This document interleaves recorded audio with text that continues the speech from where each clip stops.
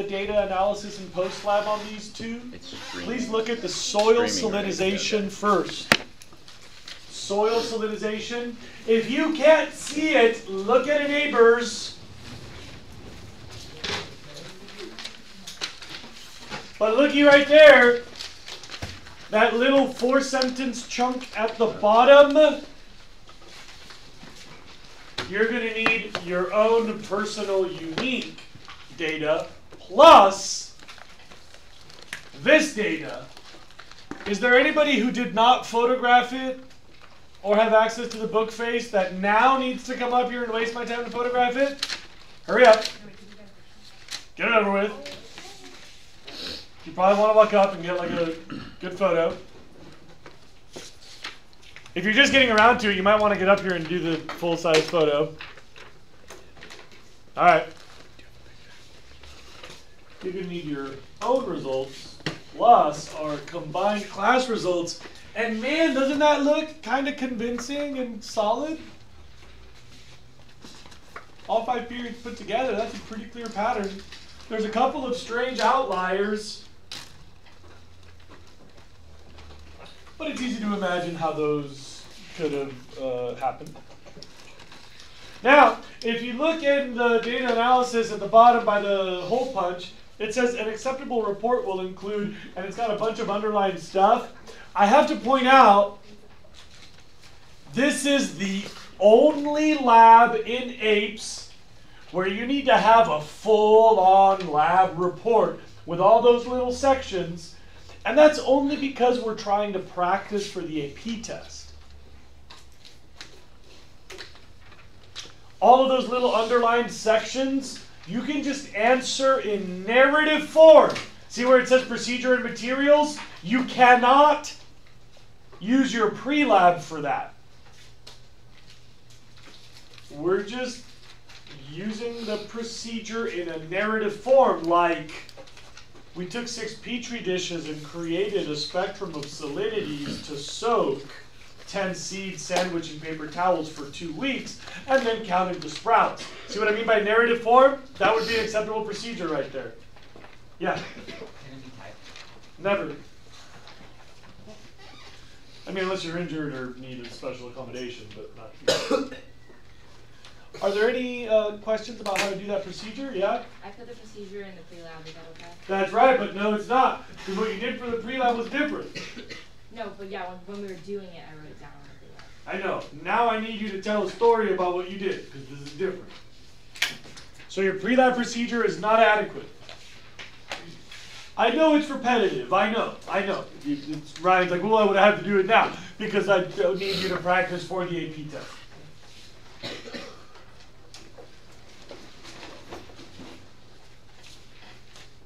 You have a little section for data, a little section for your graph, a little observations.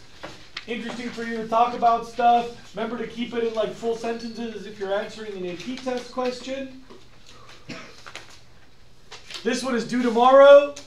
Are there any questions about the soil salinization post-lab? Next. Look at the other paper. 3 post-lab questions, 1, 2, and 3. We have to fix a typo, exchange data, actually read 1, 2, and 3. Put your hand on your head when you've done that. There's a typo. There's data we need to exchange. Don't fake it. When you've read 1, 2, and 3, put your hand on your head. Please share with your neighbors. If they don't have a paper, share with your neighbors. This is the soil lab. Part where you didn't cut this one. Post-lab questions 1, 2, 3. Yeah, it's the part below the cutout. So if you cut out half the paper, it's the other half. It's this part that was right there in that paper. He might have it.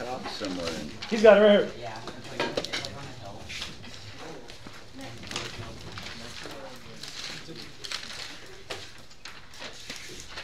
This thing. Is he?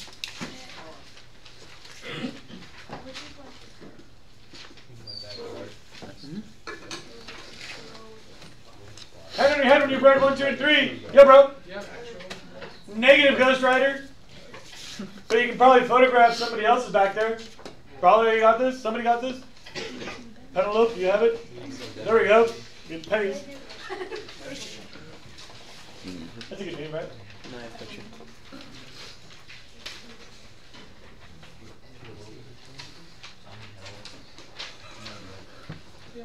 What? That's where you collected your dirt on a hill with no dirt. All right. First, in number 1, that's practice for using the soil triangle. So those 5 recipes will take you to a different part of the soil triangle. You do like this line and then that line and then that line, and you like get that spot. Then you don't look in chapter 12. Cross that off where it says chapter 12 in number 1. Cross it off where it says chapter 12. That's right. And now, write page 244 instead of where it says chapter 12. Because in your new book, page 244 has a discussion of like loamy soils are good for, but sandy soils are good for. And if you have a lot of clay in your soil, then blah, blah, blah.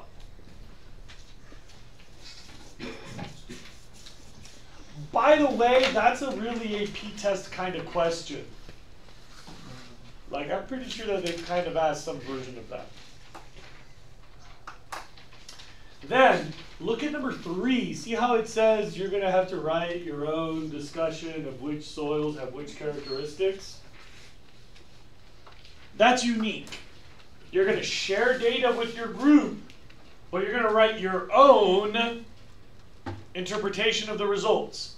So now, I'd like to give you 5 minutes to share with your group all that data listed in number 2. Where did you get the soil? Which one had higher nutrient levels? Please look up. Apparently everybody was confused by this. It wasn't supposed to be confusing. See this? These are water retention tests. If all the water came out of the funnel, then that's low retention. The soil didn't hold any of the water.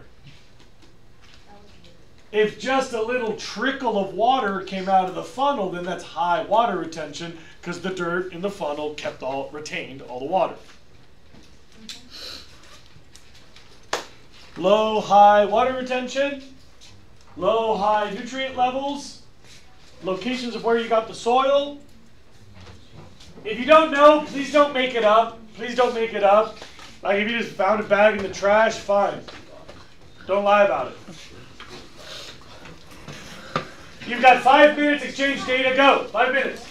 So I found my dirt in the backyard, obviously. In my backyard. Yeah. There's probably a tree that has like a bark coming off. Yeah, was it mulch? This is where I found it. She is not a black girl. Nope. Nope. No way. And I used the scissors and I just stirred. You're no I used a shovel and trash bag. I also found it in the trash. What kind of belt do you have? Yeah, so that's where You do a lot, Okay, Yeah. I came from my backyard near my deck. It was a very dry area, but that doesn't matter because we didn't use mine. So I found my dirt in my front yard next to my grass. It was very good soil, as we could tell. Yeah, because my grass is largely fences, like Bountiful Eagles and rubber. okay, for the first one, did we write an essay? Like for this one, what's the profile? Basically. Okay, Really? that's what I thought. We had some leaves. There's some leaves and like little like weeds throughout the dirt.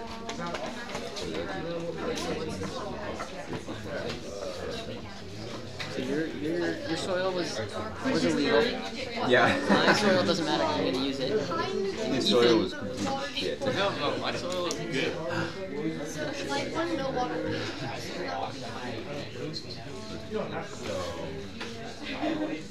The light one has You need to go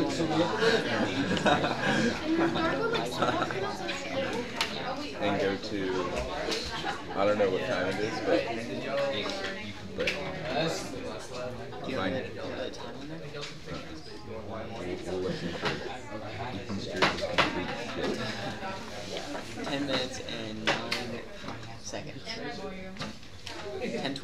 Louder. All right, remember that. Write that down somewhere.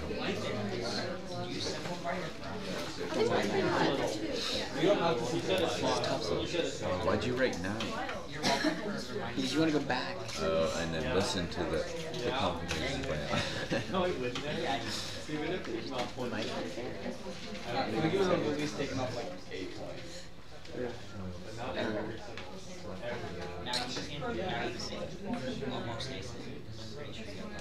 I got every single one right except for Yeah, your guys is literally on read.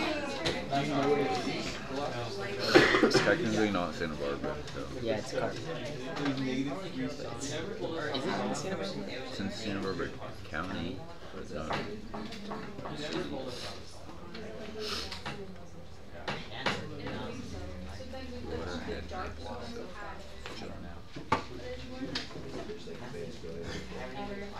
Was in history class last year. And we started, You were like, and somebody had started coloring blue. Raise your hand if you have all the data you above need. America. Raise your hand if you need more time. I don't know.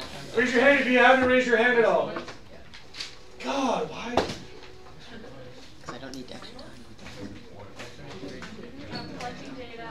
are we supposed to be doing What's something? his live stream?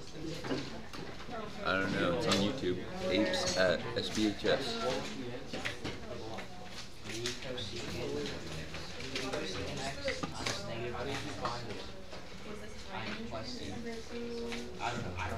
So your dad has no job? No, he does. He's self-employed. We own a business, so he can just go. And then my mom runs it. What business do y'all own? Janitorial business. Like supply or service? Service.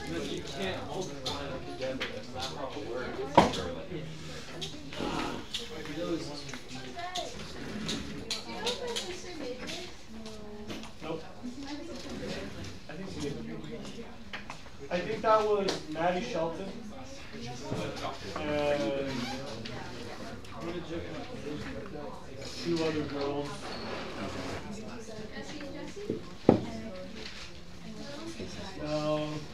They were more recent. You can't go back, can you? No, it has to be. It's not what you watch.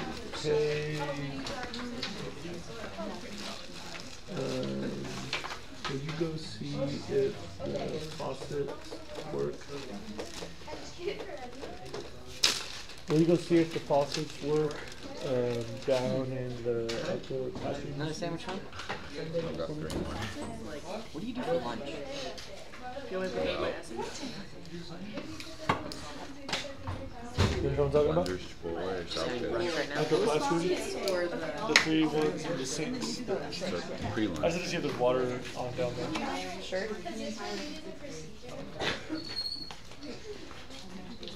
Now are we done? Yeah. Remember that your I'll work go back. has to be unique. Everybody does their own separate data analysis and post-math questions for tomorrow. Looking at you, Georgia. Now take out assignment 4.2.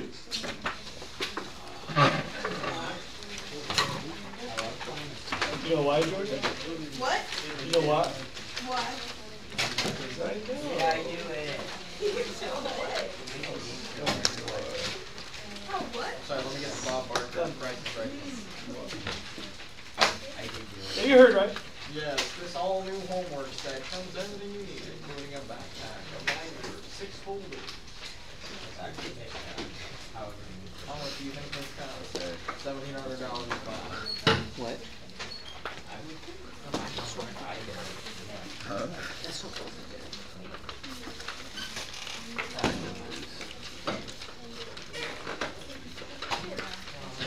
Yes, this PDF book comes with all the answers for the entire year. Did I tell you that my neck hurts? No. Yes, it. I have 4 nights I haven't slept in a normal position in my normal bed. And like all over here, like hurts. That sucks. Yeah. What? What assignment? 4.2. I believe that they exist. Have you tried it? I got a lot of ways to answer that. A, I think if something makes you feel good, it probably works to make you feel good. So most people I know who've gone to a chiropractor say something along the lines of, it was really nice and then it made me feel great, and then usually within a couple days I did not feel great again. I don't know. I've never taken advantage of chiropractic services personally. I've also known a few different chiropractors just as homies and casual acquaintances. And it kind of seems to me like you got to do some training to be a chiropractor, but it's definitely not medical school. So when I've seen a chiropractor have like a diagnostic or treatment debate with a doctor, I always feel like that's me sort of having an environmental science debate with like a university professor. Like I kind of feel like there's differences in background and experience, and we can talk about our lives, but we can't really have the same weight of credibility. But I don't know. I mean, like there's a place for that, I'm sure, and making people feel better. I don't know. Did you answer your question? Yeah. Like right now, I don't really think I need a chiropractor. I would love like a good massage. That would be People think good that enough that's for me. basically just what chiropractors are. They're just giving like a fancy massage. Maybe, yeah. I mean, I think that most chiropractors I know would dispute that, but at least one I know, my friend Paul Werman, he'd probably be happy to go with whatever. All right. Well, that was a fascinating diversion from our topic at hand. Just ask for a neck massage at the massage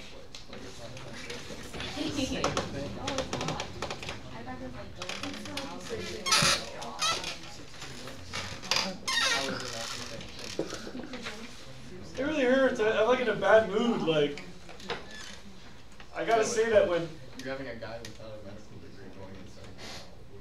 when I have like really severe pains, I feel like I get in a really bad mood. All right. I really just want to talk about number 25, and then we're done with assignment 4.2. But I made you a pretty PowerPoint that makes it a little easier to tolerate this conversation.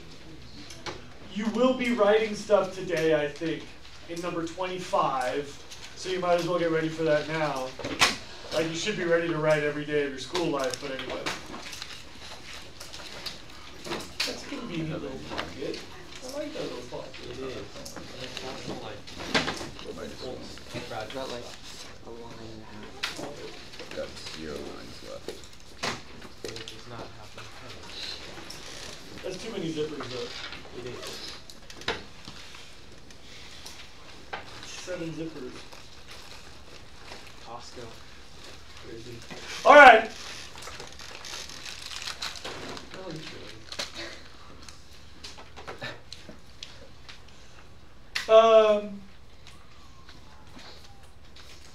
I can't stress enough how unique and spectacular our country is that we've preserved our wild lands.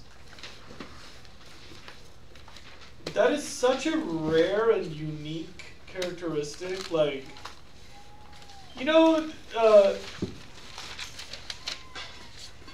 some of us are really good at criticizing the things that we don't like about the U.S., and I kind of feel like holding our nation to a high standard would be better for everyone. I like to have a high standard for my children and for my students and to some degree for myself. Not really aesthetically, but. And so a lot of kids are surprised to hear me say this, but actually in terms of conserving nature, do you all realize that our country's probably one of the best? You know, it's interesting that we've also done in many ways some of the most damage because our economy's the biggest and our population is so large. But man, when it comes to conserving land, We found some of the most beautiful, most majestic pieces of dirt in the world inside the borders of our country, and then we conserved it. We have different levels of conservation in the United States. Wilderness National Park, Forest, and BLM.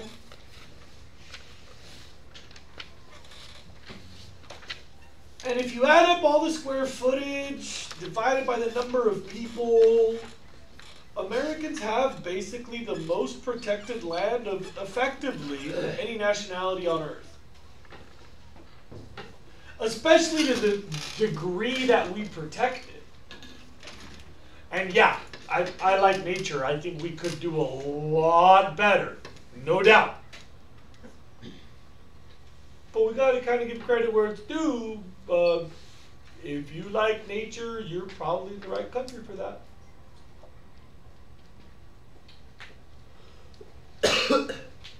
But think about the history.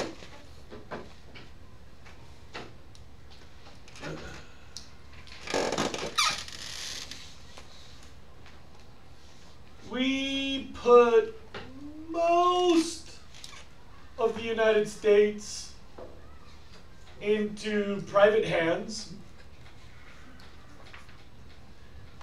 And right after manifesting destiny, before the West had really filled in with private property,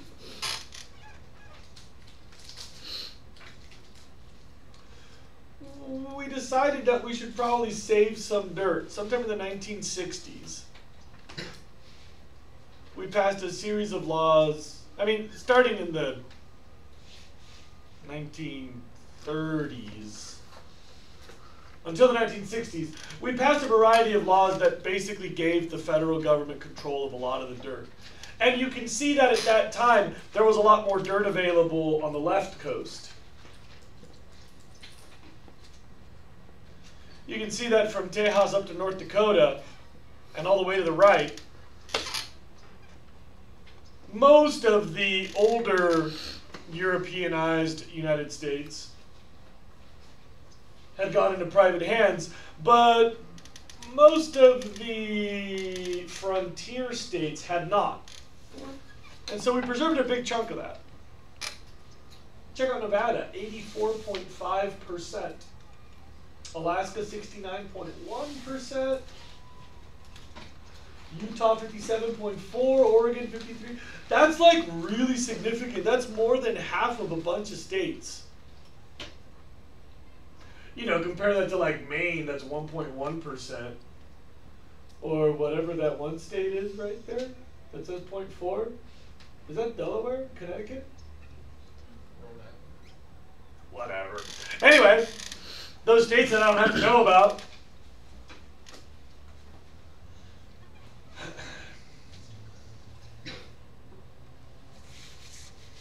And then, like, what happens to the rest, right? Like, a lot of my kids, they look at this and they go, wait a minute, I've been to Maine. It's full of forest everywhere. But, you know, if the feds aren't in charge of that dirt, it might look like forest to you and me, but you realize this is an environmental science class where we talk about ecosystems and ecosystem functionality and food web complexity, right? That stuff's supposed to sound familiar because it's been happening like every week for the last like few months of your suffering here. So when you look at Maine, 1.1% protected, that means all that other forest, you can put rat traps out there and you can hunt and you can undermine the food supply of the fox or the coyote or of the owl or whatever. You can tap the maple trees and take out the maple syrup, and so the bugs don't have as much food, so there's not as much bug complexity for the little critters that eat bugs. So yeah, we manage a lot of land, but then what's left? What's the rest? You know, the rest is stuff that we impact to some degree. A lot of that forest looks pretty foresty to you and me, but ecologically ain't much of a forest because as an ecosystem, the trees disappear every 20 or 30 years. The soil washes away when the trees are gone. You know, all that biomass doesn't cycle back into nutritious, nurturing soil decomposition, but instead ends up building tract homes in the suburbs. We think about the prairie, like, oh man, that looks pretty grassy, right? Like, isn't that still grassland? Because there's like grass. But ecologically, there's a difference between grasses. What you see is a non-native herbivore running on land covered in non-native grasses, which native insects and native herbivores cannot eat. Native herbivores because they're not there, and native insects because they're not evolved for the European grasses. So most of our private land is these little islands. Ecologically speaking, islands. Surrounded by, you know, prairies and logging, and not to mention the obvious concrete jungle, and not to mention the absence of normal rejuvenating fires. If you're a grizzly bear, we said, look at Yellowstone, it's the most beautifulest place, you're gonna love it, stay there. Or if you're like a great horned owl, we're like, thank God we've got Yosemite National Park, there you go, just stay put, because you know if you fly 20 feet that way, you're doomed. But as long as you stay right here in the park, you're good to go, little island.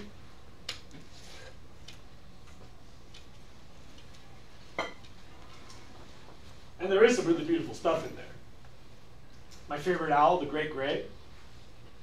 It's the biggest owl in North America, and it doesn't have to be nocturnal because it doesn't have any predators. So it's a diurnal owl. Technically it's crepuscular, but whatever.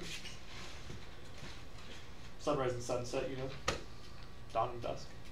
But look at the size of that thing. I've seen these before. They're endangered. Seeing one of them is a really big deal. They're so amazing. You know that they fly silently, all the owls. They have special feathers. They don't make noise so they can sneak up on stuff. Little otters, river otters playing around up there. Whatever the hell that is. It's like a white duck. Or these furry pigeons. Skinny cows. Wacky cats. Giant shaggy lizards.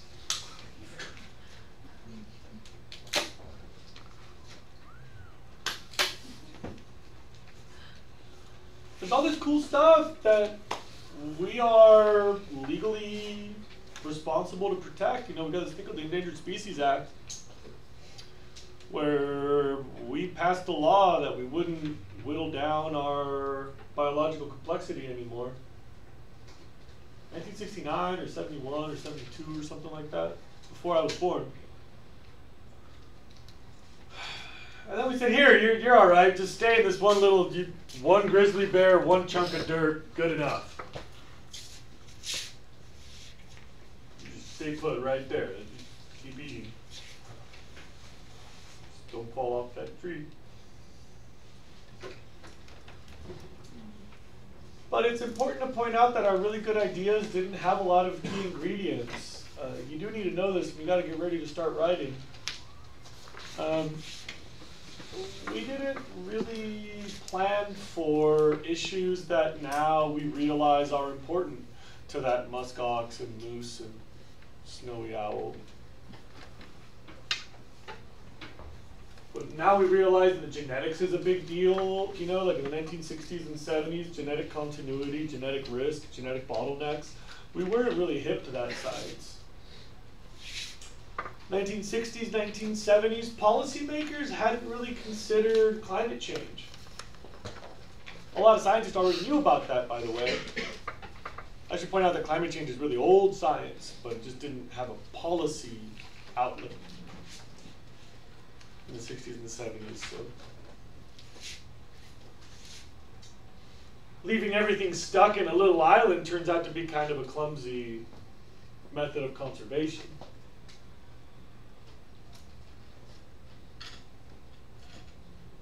I'm not sure how we would have done better. It's not like somebody was asleep at the wheel or politically corrupt. I'm not sure that we have a specific boogeyman to blame for this, but you know, our early efforts to protect wild land didn't consider that those species have to move. And sometimes they move a lot, and we all know that's a thing. Like, everybody knows that the salmons, they go swimming. And like, everybody knows that those geese go flying. But I think in early conservation, we were just not really putting that together. You know, like, I went hunting, got a buck last Friday, super excited. And I was looking around and a whole bunch of hunters were like in one place or looking one direction. And I was like, haha, I know that deer move throughout the day. And the whole day I wasn't seeing any deer. So I remember thinking about having to give this lecture today. And like, how foreign it is because we are so static to consider how much wildlife is actually moving all the time. Like, you build your house and you can pretty much live and die in that house. My grandpa built the place to make the bricks to build the house where he had all his daughters and died. Like, he was there when he was 20 something and he was there when he was on his way out at 80 or whatever. Like, we stay put. But it's not like an easy thing for wildlife to do. You know, in Santa Barbara, like, the wildlife all move. It's just really hard to move across the city, but they do. Somebody photographed the mountain line down at Goleta Park, Goleta Beach. You know where the pier is, like this by the airport? And that same mountain line was recognizable because it had like a dark spot in one of its ears. It was photographed in Santa Ynez, like, I don't know, 6 days later.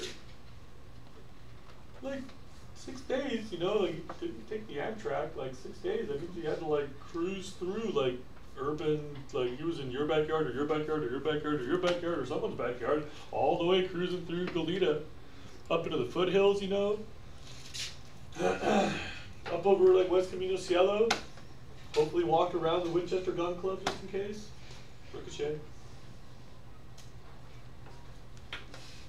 We're always so surprised, like, Bear, what are you doing on my road, wacky bear? And the bear's like, what are you doing putting this effing road here?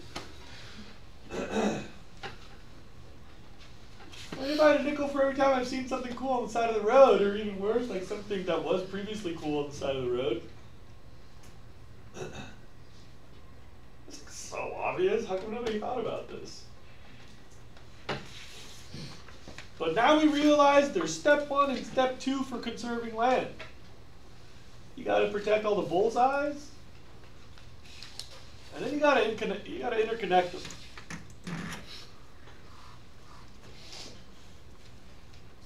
You know, everything is migratory. Humans have historically been super migratory. The place where I spend my summers, Tuolumne Meadows in Yosemite National Park, like, there's a lake where I go chill in many afternoons after I go climbing, and that was like one of the seasonal camps for 2 separate native nations that would walk across those 2 watersheds to trade in both directions as part of their annual movement. Like, everybody moves around. It's just us that don't because of our factories and stuff.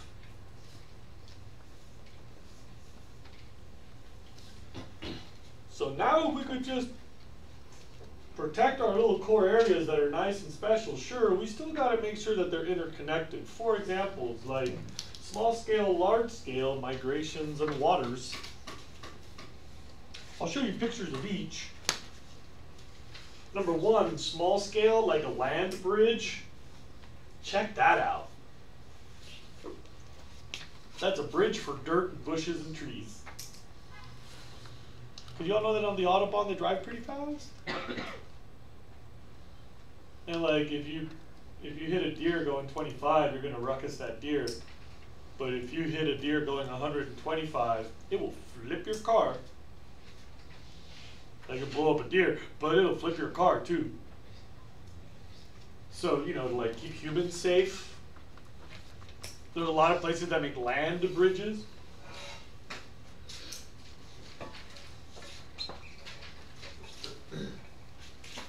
And on a large scale, we should probably start thinking about like interconnecting like entire regionality of land. Did I ever tell you about Ted Turner's project? We talk about that? I found a photo. I did some research. He does not own like 93%. He owns like 7% of his dream to connect Canada to Mexico, but you know, he's working on it.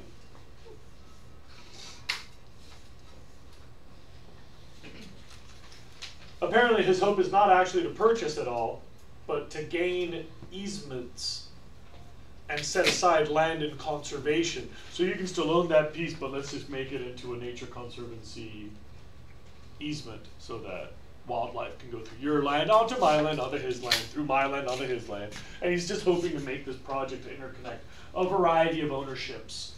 But anyway, this is his pathway. Do you ever talk about the migratory pathway issue with like the gas station and the pit stops and getting from here to Las Vegas? If somebody blows up Barstow, you'll never make it to Vegas anymore? Because the spacing of the gas stations? Okay, well, does that cover it now? Do you know if somebody blows up Barstow, you'll never make it to Las Vegas? Because your last gas won't get you to the next gas station unless you can stop in Barstow. Pit stops? Oh. Know what I mean by that? Yeah. Like the average American car can travel at 3.5, 4 hours on the freeway before it runs out of gas. So if you've got 5 hours between gas stations, the average car can't do that. So that's why Barstow exists. I mean, Barstow exists for other reasons, but that's probably the only reason that Barstow still exists. Check that out.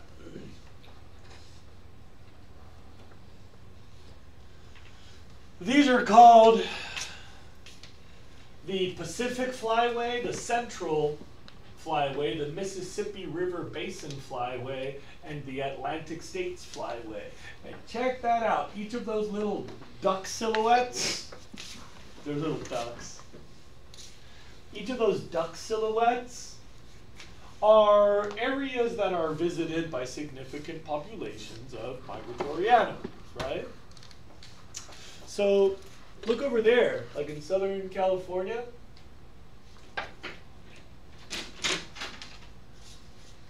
Check it out.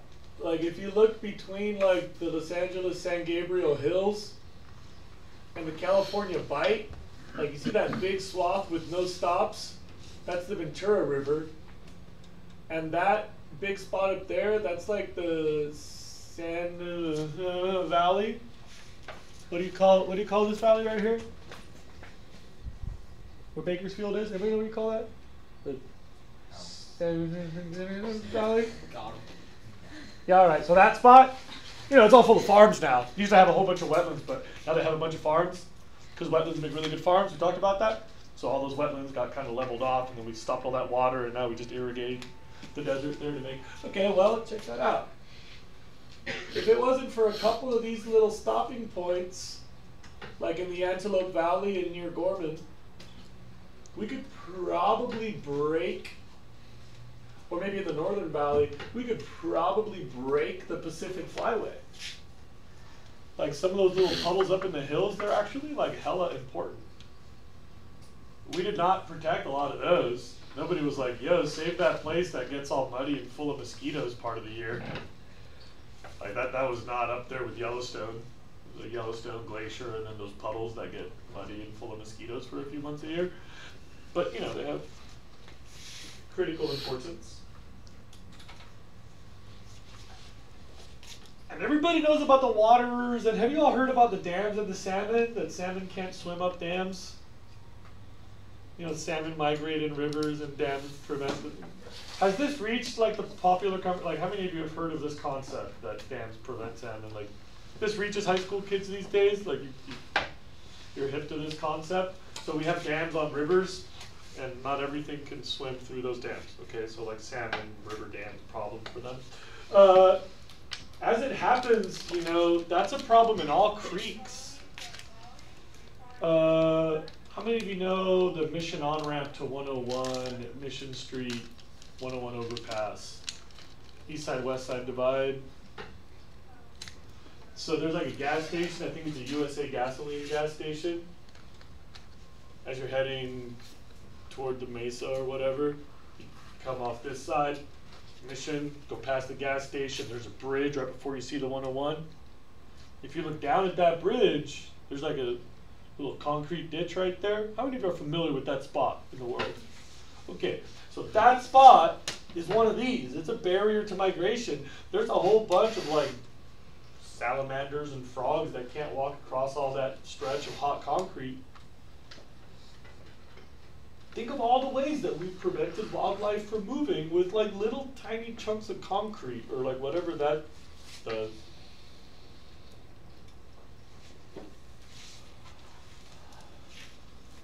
So now we've got this concept of corridors. It's called the connectivity movement. We're trying to see if we can't bridge our wild lands.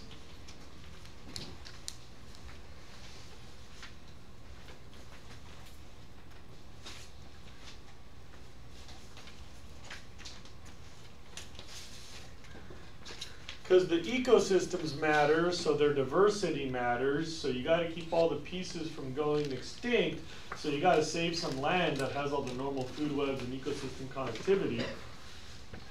And if you're going to save that land, you can't just save a few little pockets because they become islands, you got to keep them all connected.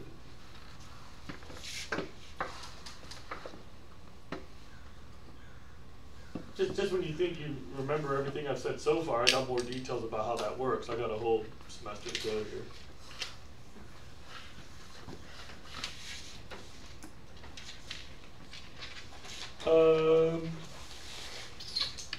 Anybody want to ask me anything about connecting conservation areas? Yeah, bro. How wide would the strips be between large national parks? Well, if I had my way, it would be one continent wide. I would take all the people and feed them to all the fish.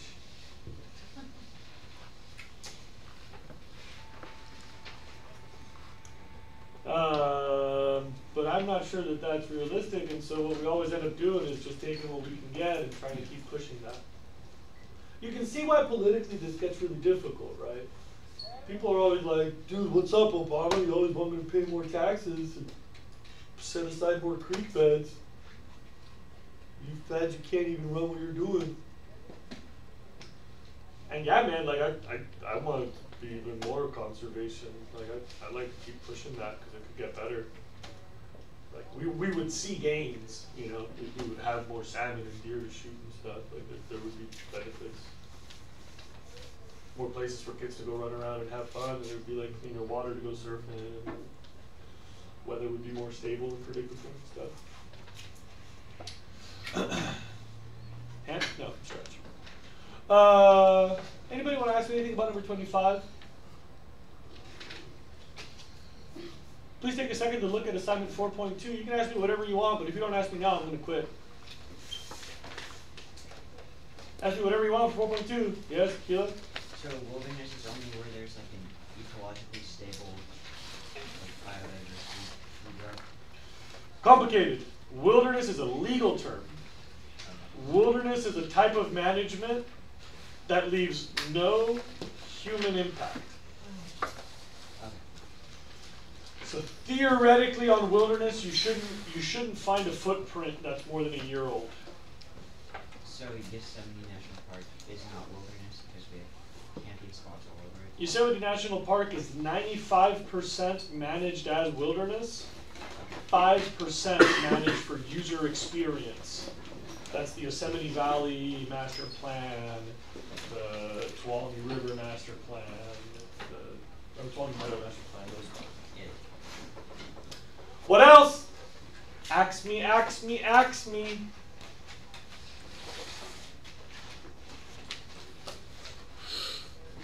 That's why in wilderness you don't do fires, you can't take machinery, you can't use power drills to bolt rocks in wilderness. That's why those two dudes got busted for that photo of Dean Potter slacking across Cathedral, because they power bolted those anchors. So Dean was concerned with Grotto for a while, and the photographer, whose name I'm blanking on at the moment, got in a lot of trouble.